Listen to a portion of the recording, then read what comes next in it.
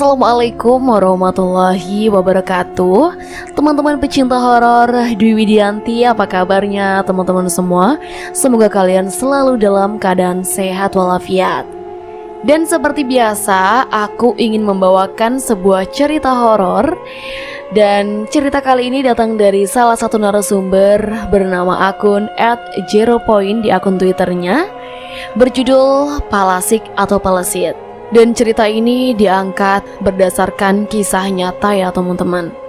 Dan sebelum kita masuk ke alur ceritanya, mohon tuliskan kritik dan saran teman-teman di kolom komentar ya, supaya channel ini terus berkembang lagi ke depannya.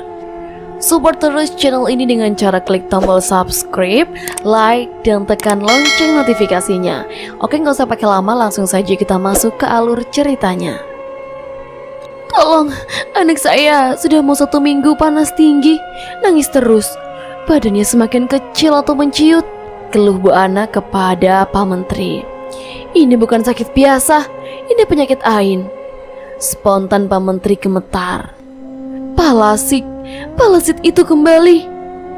Kali ini sebuah kisah datang dari Tanah Minang, atau narasumber tentang sosok yang melegenda dan menjadi momok menakutkan bagi setiap ibu yang baru saja melahirkan, memutuskan kepalanya ketika mencari mangsa. Makhluk bengis ini dipanggil Palasik atau Palesit, Pak Mantri atau nama samaran. Seorang tokoh spiritual dari Tanah Minang berkenan membagikan kisah Nuri, seorang gadis lugu yang harus menjalani takdir hidup sebagai Palasik atau turunan ke-6 akibat ilmu hitam Palasik yang dilakukan oleh leluhurnya. Ilmu hitam Palasik akan menjerat hingga 7 turunan dan Nuri baru turunan ke-6, ujar Pak Mantri. Saya tidak bisa membebaskan kutukan Palasik padanya, tapi paling tidak saya mencoba mengontrolnya agar tidak memakan anak manusia lagi, lanjut Pak Mantri menerawang dengan napas berat. Mengutip salah satu hadis yang bersinggungan dengan cerita ini, yaitu ain itu benar-benar ada. Andaikan ada sesuatu yang bisa mendahului takdir, sungguh ain itu yang bisa. Hadis riwayat Muslim nomor 2188. Kisah ini saya susun berdasarkan riset dan pengakuan beberapa narasumber. Demi menghormati privasi dan menghindari hal-hal yang tidak diinginkan, maka segala bentuk nama dan lokasi saya samarkan. Bagi kalian yang mengetahui, mohon untuk menyimpan untuk diri sendiri. Pada awal tahun 2000-an, sebuah kampung di Tanah Minang mengalami teror penampakan sosok makhluk berambut panjang, bermata merah, terbang, berwujud kepala buntung bersama organ-organ dalamnya yang masih basah menetes darah berbau anyir. Konon, makhluk ini mengincar bayi yang dimakan sebagai pelengkap kekuatannya. Penampakannya selalu muncul pada malam hari, terutama pada malam jika ada sang ibu yang hendak melahirkan permata buah hatinya ke dunia. Tercatat sekitar 4 kampung di Tanah Minang yang mengalami teror oleh makhluk serupa. Mereka menyebut makhluk mengerikan itu dengan panggilan Palasik atau Palesit, berasal dari titisan iblis. Makhluk ini tak segan untuk membunuh hingga sosoknya melegenda sampai saat ini. Cerita bermula kala di suatu kampung banyak bayi meninggal tak wajar. Dokter menyatakan tidak ada indikasi medis yang serius. Namun semua kasus berujung sama, yaitu bayi lama-lama menciut atau seperti kurang gizi. Cekungan pada ubun-ubun bayi menghilang dan tak lama pasti meninggal. Malam itu terdengar nyaring suara tangisan bayi dari dalam salah satu rumah warga. Sudah berhari-hari bayi itu tak henti menangis. Khawatir dengan kejadian yang serupa, sang ibu memanggil Pak Mantri, seorang tokoh spiritual tersohor dari desa seberang. Astagfirullahalazim, Pak Mantri mengucap dengan terbata. Ini penyakit ain, jelasnya. Sang ibu sontak menangis ketakutan mendekap erat sang bayi. Setelah menghabisi kampungku, rupanya dia datang kemari, ujar Pak Mantri dengan pandangan menerawang jauh. Dia siapa Pak?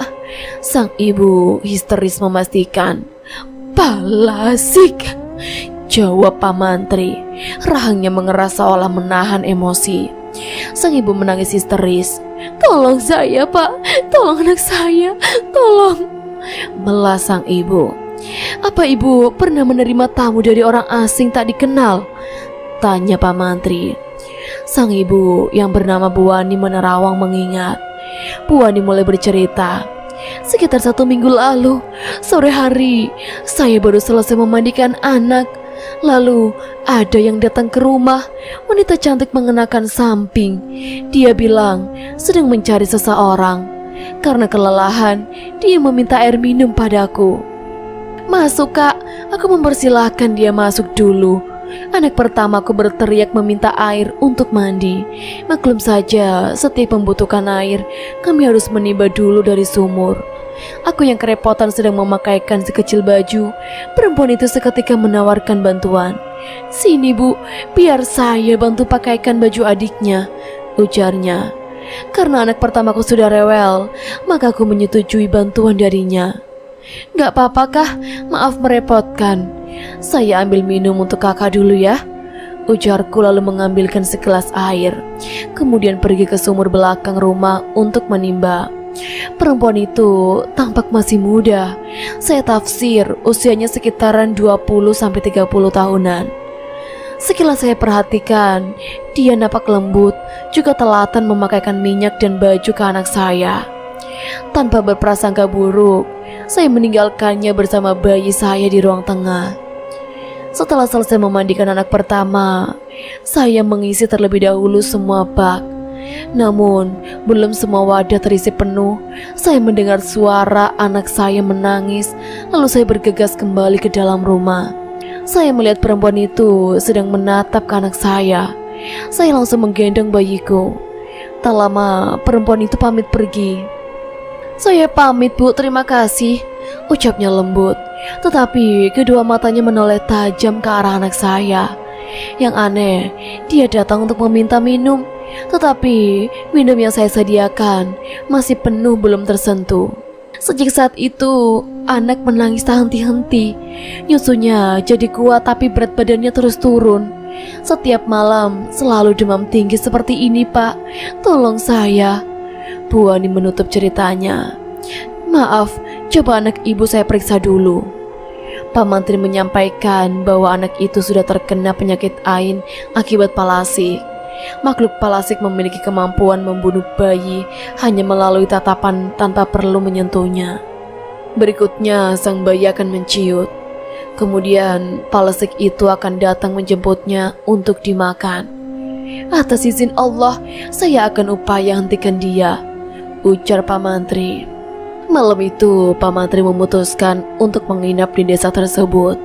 Karena jarak dari desa asal Pak Mantri ke desa ini cukup jauh. Tokoh desa dan para warga juga menyambut baik Pak Mantri, mengingat dirinya berpengalaman mengusir teror palasik dari desanya. Meski menurut Pak Mantri sendiri, justru dia gagal. Karena faktanya, palasik itu masih terus bergentayangan dan memakan korban meski tidak lagi di desanya. Setiap malam, Pak Mantri siaga menjaga. Dia tidak pernah tahu kapan palasik itu akan datang menjemput. Sampai pada malam kedua, dirinya menginap malam itu. Cahaya bulan yang diharapkan ada justru tidak nampak sama sekali, membuat malam terasa lebih gelap dari semestinya. Ditambah penerangan di desa tersebut masih belum merata. Di rumah Bu Wani, bayi yang semula terus menangis kali ini, Bu Wani merasa lebih lega karena anaknya seketika tidak lagi menangis meski demamnya masih terbilang tinggi. Suasana desa setelah maghrib memang selalu sepi dan jarak antara rumah cukup jauh ditandai dengan pohon-pohon besar menjulang berkakar merambat. Entah mengapa, malam itu Bu Wati merasa kantuk tak tertahankan. Dirinya berpikir mungkin karena ada beberapa hari ke belakang dia kurang tidur karena harus menjaga si kecil yang terus menangis. Bu Wati memilih untuk terlelap sejenak. Pikirannya si kecil juga sudah lebih tenang, tidak lagi menangis. Baru beberapa saat Bu Wani memejamkan mata, terdengar suara seperti benda berat jatuh menimpa atapnya. Bu Wani menoleh ke sang bayi. Dia menghela napas karena anaknya masih tenang tidak menangis. Tetapi ada yang aneh dari anak Bu Ani. Dia melihat anaknya semakin kecil tak wajar seperti menciut. Dia menyadari sejak siang tadi anaknya tidak menangis, tetapi tidak juga membuka mata. Anak itu seperti tertidur sepanjang hari. Bu Ani memegang kening anaknya. Demamnya semakin tinggi. Napas anak itu pun menderu cepat dan suara napasnya berbunyi seperti mendengkur. Bu Ani semakin panik ketika melihat cekungan tajam pada ubun-ubun anaknya.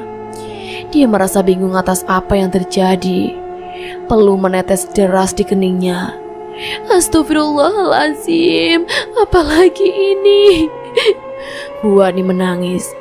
Nak, yang kuat ya. Dia mengusap pelan-pelan kepala anaknya. Di kamar Bu Ani hanya tidur berdua dengan sang bayi. Sedangkan anak pertamanya tidur di kamar terpisah. Tetapi sepertinya dia terlelap nyenyak tak terganggu oleh suara hantaman benda berat di atap tadi. Angin berhembus kencang hingga mampu membuka jendela kayu kamar Bu Ani. Dia meletakkan si kecil di kasur, lalu bangun beranjak perlahan untuk menutup jendela. Ketika dia hendak menutup, tubuhnya mematung kaku. Begitu melihat garis lurus di hadapannya dari kejauhan, nampak sosok kepala buntung berambut ikal panjang terurai menutupi pipi kiri kanan wajah makhluk itu. Sosok itu tampak mengerikan terbang ke arahnya dengan bagian organ dalam terlapisi darah segar yang terlihat jelas. Makhluk itu semakin mendekat. Kemudian secepat kilat menyergap Bu Ani melalui jendela hingga Bu Ani pingsan tak sadarkan diri. Yang terjadi berikutnya, Bu Ani tersadar oleh suara riuh warga yang mengetok pintu rumahnya. Namun dirinya menangis menjerit histeris begitu menyadari sang bayi malang sudah tidak ada di kasur. Hanya bekas darah basah tercecer, satu-satunya yang tersisa di hadapan Bu Ani. Pintu didobrak paksa warga karena mendengar suara jeritan Bu Ani. Pak Mantri yang pertama masuk. Begitu pintu terbuka, dirinya menghela napas berat seolah merasa bersalah karena terlambat. Palasik sialan, umpat Pak Mantri pelan.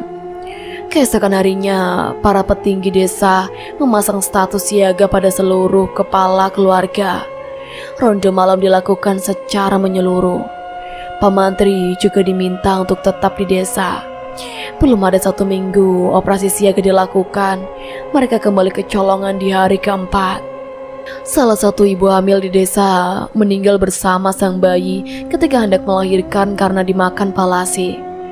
Pak Mantri lagi-lagi kalah cepat oleh palasik tersebut.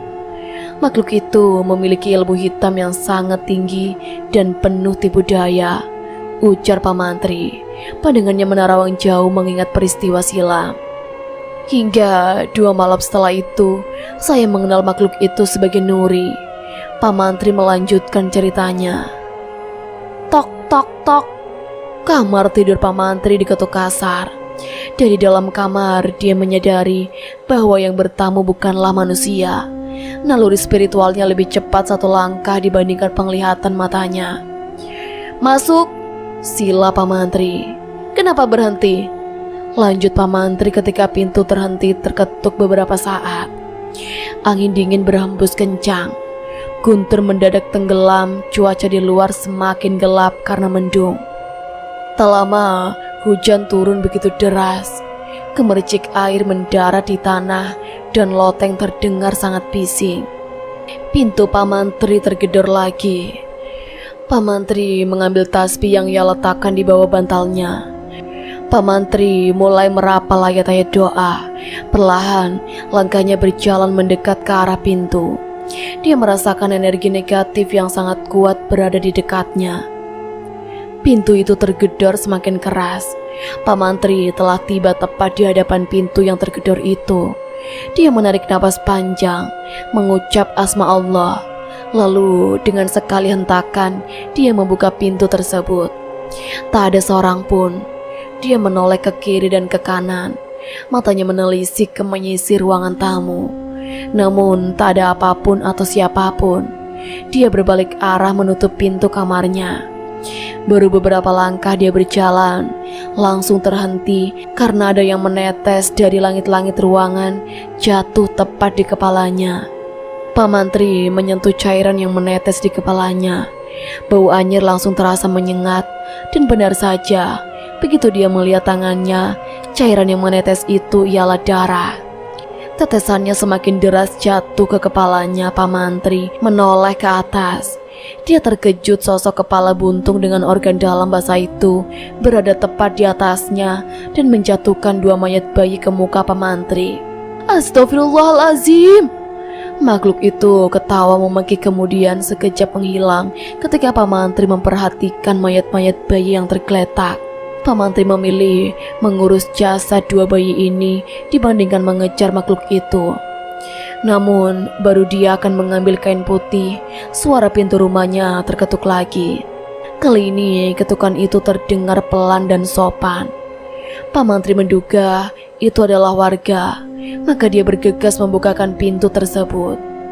Pak Mantri terkejut ketika di depan rumahnya berdiri wanita cantik khas perempuan Minang. Pak Mantri sering berkeliling desa-desa. Dia merasa tak mengenali wanita itu. Namun parasnya terasa tak asing bagi Pak Mantri. "Ada yang bisa saya bantu?" ucap Pak Mantri. "Saya mau minta tolong, boleh saya masuk?" ujar wanita itu dengan suara lembut. Pak Mantri mempersilahkan wanita itu untuk masuk. Dengan hati-hati, Pak Mantri merapatkan dulu pintu kamarnya. Takut wanita tersebut terkejut dan salah paham.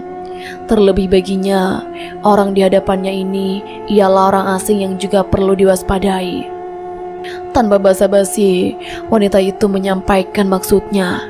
"Saya yang Bapak cari, tangkap saya, bunuh saya," ujarnya dalam satu tarikan napas. Pak Mantri tercengang. Dia nampak bingung mencerna yang baru saja diucapkan wanita itu. "Saya Palasik, Pak," lanjut wanita itu. "Bayi tadi perbuatan saya." Wanita itu menunjuk ke arah kamar Pak Mantri. Wanita itu diketahui bernama Nuri. Menurut ceritanya, dia adalah keturunan ke-6 Palasik. "Waktu saya tidak banyak, tolong bantu saya untuk mati, Pak." Nuri mengutarakan maksudnya pada Pak Mantri. Dia menyatakan bahwa dirinya tidak pernah memilih untuk ditakdirkan seperti ini. Nuri tidak mampu mengontrol dirinya sendiri.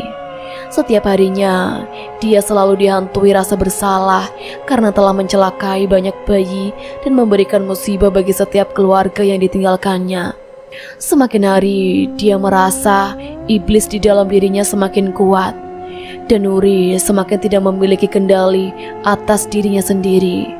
"Tolong bunuh saya, Pak," ucapnya sekali lagi. Kali ini sembari menitikkan air mata. "Saya adalah turunan ke-6. Jika tidak dihentikan, iblis ini bisa membuat saya memiliki turunan ke-7 yang melahirkan Palasik selanjutnya," jelas Nuri. Satu-satunya yang Nuri inginkan hanyalah mati.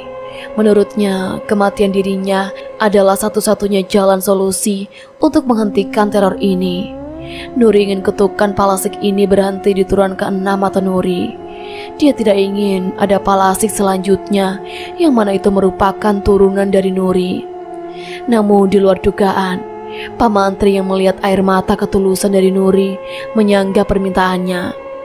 "Saya akan membantu kamu, tapi tidak dengan mati. Pasti ada jalan lain."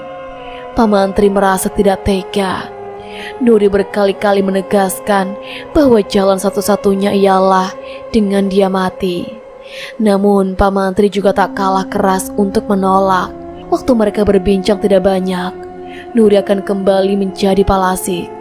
Sebelum itu terjadi, Pak Mantri mengurung Nuri di satu ruangan kosong dalam rumahnya yang telah dia pagar goib agar Palasik tidak mampu keluar dari ruangan itu.